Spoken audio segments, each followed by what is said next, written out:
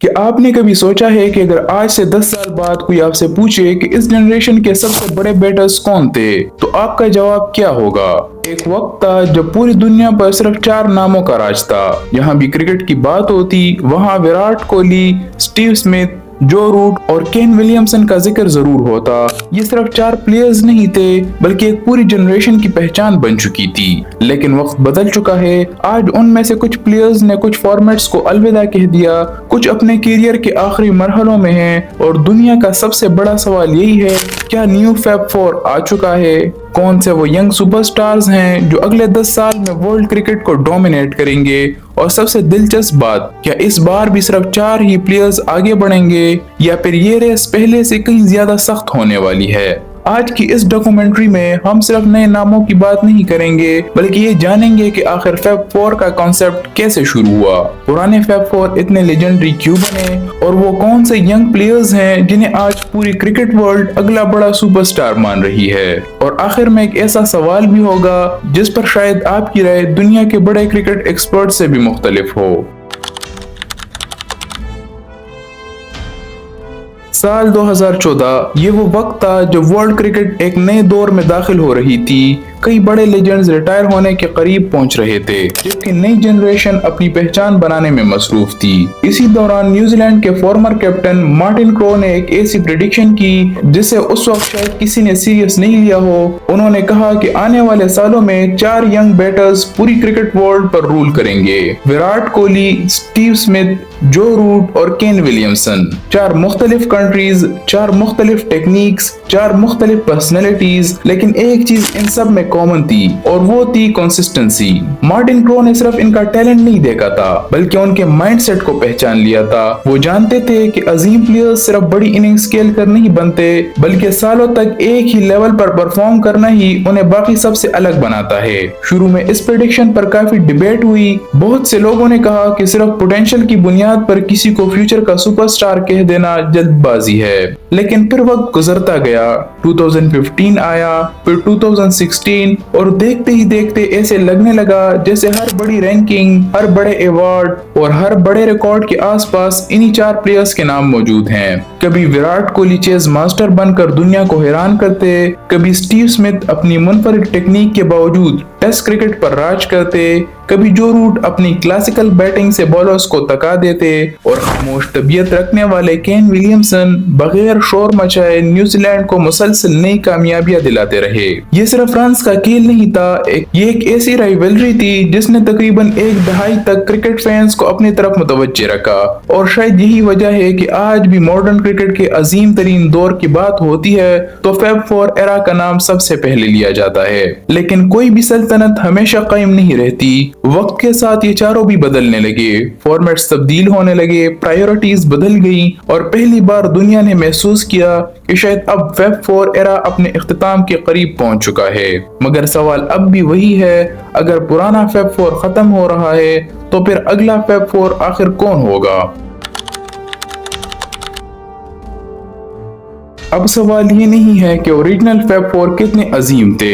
असल सवाल ये है कि नई जनरेशन में कोई ऐसा ग्रुप मौजूद है जो आने वाले 10 सालों तक इसी तरह वर्ल्ड क्रिकेट पर रूल कर सके। यहीं से बहस दिलचस्प होती है। सोशल मीडिया पर रोज नए नाम सामने आते हैं। कोई यशस्वी जायसवाल को अगला सुपरस्टार करार देता है, कोई सचिन रविंद्रा को फ्यूचर लेजेंड कहता है, जबकि कुछ पाकिस्तानी फैंस साइम अयूब का नाम लेते हैं और साउथ अफ्रीका के फैंस डेवाल्ड ब्रेविस का नाम लेते हैं। लेकिन अगर हम असल फैब 4 के मायार को सामने रखें तो सिर्फ टैलेंट काफी नहीं होता, एक प्लेयर को मुख्तलिफ कंडीशन में परफॉर्म करना पड़ता है। कई साल तक मुसलसल रन्स बनाने पड़ते हैं, अपनी टीम की जिम्मेदारी उठानी पड़ती है, और बड़े आईसीसी टूर्नामेंट्स में मैच विनिंग परफॉर्मेंस देनी पड़ती है। इसीलिए सिर्फ अच्छी सीरीज या चंद बड़े इनिंग्स किसी प्लेयर को फैब 4 का हिस्सा नहीं बना सकते।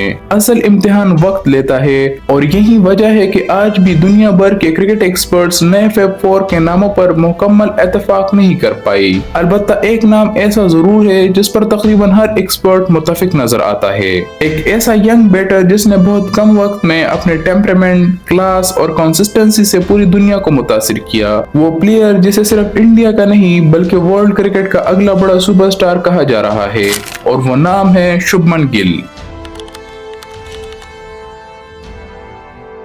आज दुनिया के किसी भी क्रिकेट एक्सपर्ट से पूछा जाए कि मौजूदा वक्त में न्यू फैब 4 का सबसे मजबूत उम्मीदवार कौन है, तो ज्यादातर लोगों का जवाब एक ही होगा, शुभमन गिल। वजह सिर्फ उनकी खूबसूरत बैटिंग नहीं है, बल्कि वो कॉन्फिडेंस है जिसके साथ वो हर फॉर्मेट में खुद को बेहतर से बेहतर करते जा रहे हैं। बहुत कम प्लेयर्स ऐसे होते हैं जिनके बारे में कैरियर के आगाज में ही लोग ये कहना शुरू कर देते हैं कि यही फ्यूचर में अपनी टीम की कप्तानी करेगा। शुभमन गिल इन्हीं चंद खुशनसीब प्लेयर्स में शामिल हैं। शुभमन गिल ने इंटरनेशनल क्रिकेट में कदम जरूर एक यंग टैलेंट के तौर पर रखा, लेकिन उन्हें असल पहचान उस वक्त मिली जब उन्होंने मुश्किल हालात में भी बड़े बॉलर्स का सामना बगैर किसी खौफ के किया। उनकी टेक्निक इतनी स्मूथ है कि देखने वालों को अक्सर पुराने क्लासिकल बैटर याद आ जाते हैं, जबकि उनके शॉट्स में मॉडर्न क्रिकेट की एग्रेशन भी साफ नजर आती है। यही कॉम्बिनेशन उन्हें अपनी जनरेशन के दूसरे प्लेयर्स से मुख्तलिफ बनाता है। उनके करियर का एक टर्निंग पॉइंट ऑस्ट्रेलिया का हिस्टोरिक टूर साबित हुआ। ब्रिस्बेन के गाबा ग्राउंड पर, जहां ऑस्ट्रेलिया बरसों से नाकाबिल शिकस्त चला आ रहा था, एक यंग बैटर शुभमन गिल ने बेखौफ बैटिंग करते हुए अहम रन्स बनाए और इंडिया की हिस्टोरिक विक्ट्री में बड़ा किरदार अदा किया। इस एक इनिंग्स ने दुनिया को बता दिया कि यह प्लेयर सिर्फ टैलेंट नहीं रखता, बल्कि बड़े स्टेज पर परफॉर्म करने की सलाहियत भी रखता है। उसके बाद शुभमन गिल ने पीछे मुड़कर नहीं देखा। वनडे क्रिकेट में उनकी तरक्की हैरानकुन रही। चंद ही सालों में उन्होंने ऐसे नंबर्स बना दिए जिनका तस्वर अक्सर यंग प्लेयर्स नहीं कर सकते। उनका बैटिंग एवरेज मुसलसल ऊपर जा रहा था, कई यादगार सेंचुरी आई और फिर वो लम्हा भी आया जब उन्होंने वनडे क्रिकेट में डबल सेंचुरी स्कोर करके अपना नाम दुनिया के बेहतरीन यंग बैटर्स में शामिल कर लिया। सिर्फ यही नहीं, वो तीनों फॉर्मेट्स में सेंचुरी बनाने वाले इंडिया के चंद मुंतखब प्लेयर्स में शामिल हो गए। ये अचीवमेंट इस बात का सबूत थी कि शुभमन गिल सिर्फ एक फॉर्मेट के स्पेशलिस्ट नहीं, बल्कि कंप्लीट क्रिकेटर बनने की सलाहियत रखते हैं।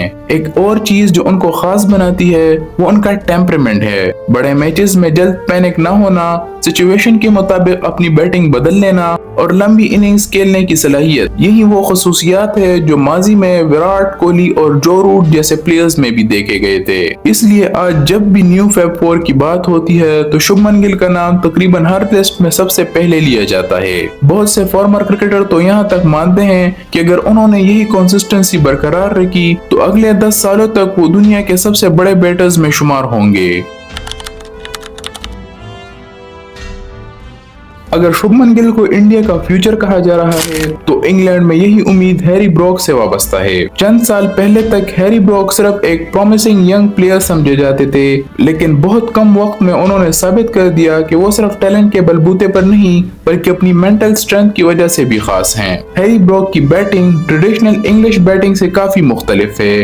वो मौका मिलते ही बॉलर्स पर अटैक करना पसंद करते हैं, लेकिन हैरानकुन बात यह है कि एग्रेसिव अंदाज के बावजूद उनकी टेस्ट क्रिकेट में कंसिस्टेंसी गैर मामूली है। जहां अक्सर प्लेयर वाइड बॉल के साथ ज्यादा कामयाब होते हैं, वहां हैरी ब्रोक ने सबसे पहले अपनी पहचान टेस्ट क्रिकेट में बनाई। दुनिया के मुश्किल तरीन बॉलिंग अटैक के खिलाफ बड़ी बड़ी इनिंग्स खेलकर उन्होंने क्रिटिक्स को खामोश कर दिया। चंद ही टेस्ट के बाद उनका बैटिंग एवरेज दुनिया के बेहतरीन प्लेयर्स में शुमार होने लगा और कई एक्सपर्ट्स ने उन्हें इंग्लैंड का अगला बड़ा सुपरस्टार करार देना शुरू कर दिया। हैरी ब्रोक की एक खास बात उनका फियरलेस माइंडसेट है। चाहे सामने फास्ट बॉलर हो या वर्ल्ड क्लास स्पिनर, वो अपना नेचुरल गेम खेलने से नहीं घबराते।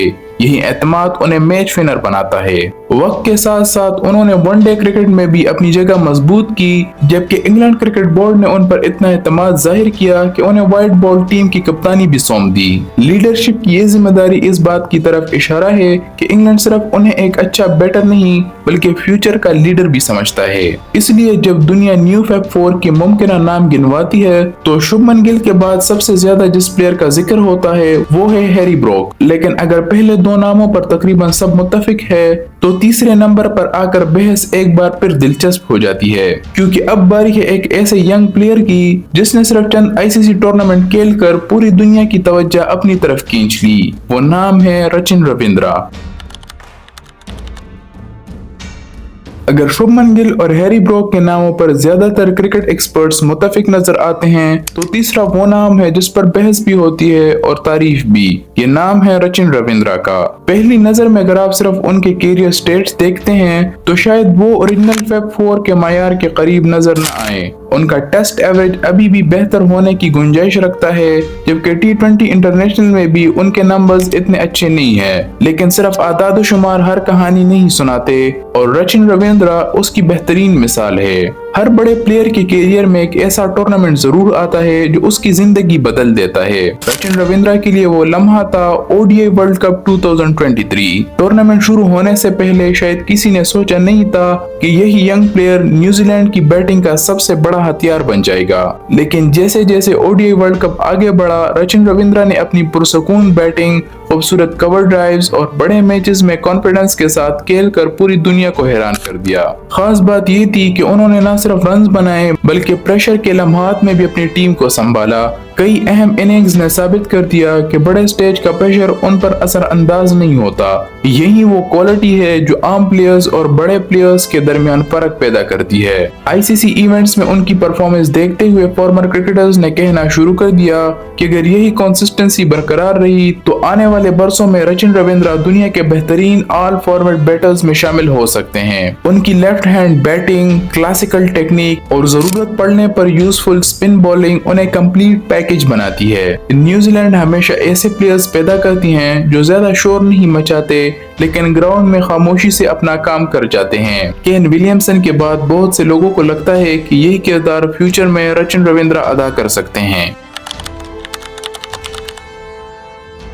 लेकिन अब आता है वो सवाल जिस पर पूरी क्रिकेट वर्ल्ड तकसीम हो जाती है, न्यू फैब 4 का चौथा प्लेयर कौन होना चाहिए। यहाँ से ऑप्शंस बदलना शुरू हो जाती है। कुछ फैंस कहते हैं कि यशस्वी जायसवाल इस जगह के मजबूत उम्मीदवार हैं और अगर सिर्फ टैलेंट की बात की जाए तो इस राय से इख्तिलाफ करना आसान नहीं। जिस अंदाज में उन्होंने टेस्ट क्रिकेट में अपने करियर का आगाज किया, बड़े बॉलर्स के खिलाफ बेखौफ बैटिंग और मुसलसल मैच विनिंग इनिंग्स खेली। लेकिन अगर ओरिजिनल फैब 4 के मायार को सामने रखें तो सिर्फ एक फॉर्मेट में कामयाबी काफी नहीं होती। अभी यशस्वी जायसवाल को वनडे क्रिकेट में ज्यादा मौके हासिल नहीं किए, जबकि T20 इंटरनेशनल में भी उन्हें मुसलसल खेलने का मौका नहीं मिला। यही वजह है कि कई एक्सपर्ट्स का मानना है कि उनके पास फैब 4 बनने की मुकम्मल सलाहियत जरूर मौजूद है, लेकिन अभी उन्होंने खुद को तीनों फॉर्मेट में साबित नहीं किया। दूसरी तरफ कुछ पाकिस्तानी फैंस साइम अयूब का नाम पेश करते हैं। उसमें कोई शक नहीं कि साइम अयूब एक बासलाहियत और फियरलेस बैटर हैं।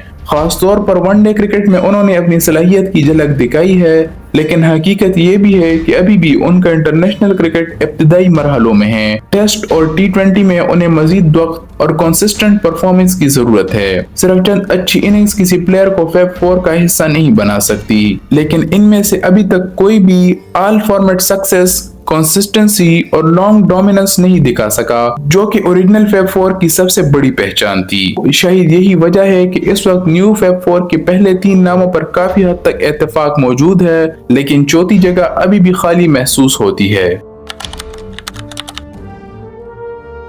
हकीकत ये है कि फैब 4 सिर्फ 4 बैटर्स के नाम नहीं थे, ये एक ऐसी जनरेशन थी जिसने तकरीबन 10 साल तक वर्ल्ड क्रिकेट की सिमत तय की। जो Root, Steve Smith, Virat Kohli और केन विलियमसन ने न सिर्फ रिकॉर्ड्स बनाए बल्कि उन्होंने अपनी लीडरशिप, कंसिस्टेंसी और मैच विनिंग परफॉर्मेंस से एक पूरा दौर अपने नाम कर लिया। अब एक नई जनरेशन तैयार करी है। शुभमन गिल अपनी क्लास से दुनिया को मुतासिर कर रहे हैं। हैरी ब्रोक अपनी फियरलेस बैटिंग से इंग्लैंड की उम्मीद बन चुका है। सचिन रविंद्रा ने ICC टूर्नामेंट्स में साबित कर दिया कि वो बड़े स्टेज पर वो किसी भी बॉलिंग अटैक का मुकाबला कर सकते हैं। लेकिन सबसे दिलचस्प बात यह है कि चौथी जगह अब भी मुकम्मल तौर पर किसी के नाम नहीं हुई। शायद आने वाले चंद सालों में यशस्वी जायसवाल खुद को साबित कर दें, शायद साइम अयूब अपनी सलाहियत को कंसिस्टेंसी में तब्दील करे, या फिर कोई ऐसा यंग प्लेयर सामने आ जाए जिसका नाम आज बहस का हिस्सा भी ना हो। क्योंकि क्रिकेट की खूबसूरती भी यही है, हर जनरेशन अपने हीरोज खुद पैदा करती है